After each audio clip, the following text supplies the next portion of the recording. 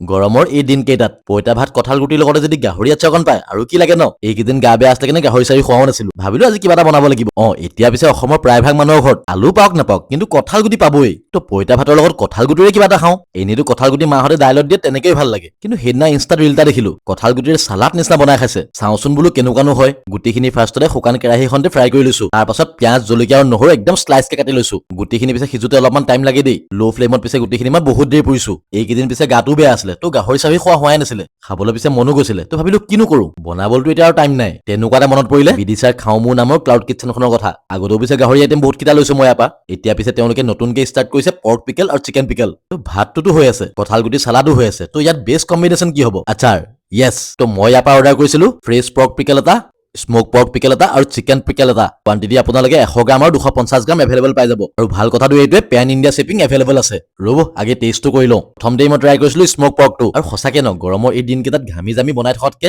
আচাৰ অলপমান লৈ ভাতকেইটা মাৰি দিয়াই ভাল আৰু ফাৰ্ষ্ট বাইটটো লৈয়ে মই গম পালো আচাৰ একদম মজা আছিলে অকল পিছে ভাত বুলিয়ে নহয় দেই মেগী ৰুটি পৰঠা চবৰ লগতে পেয়াৰ কৰিব পাৰি মা মছলা পিছে বহুতখিনি ইউজ কৰা নাই জাষ্ট নহৰু আদা লেমন ভিনেগাৰ আৰু গাহৰি আৰু চিৰিয়াছলি কৈছো পৰ্ক আৰু চিকেন দুইটাৰে টেষ্ট আল্টিমেট আছিলে মোৰ কামটো বাৰু হৈ গ'ল আপোনালোকক যদি লাগে পেজখনৰ ফোন নম্বৰটো মই ইয়াতে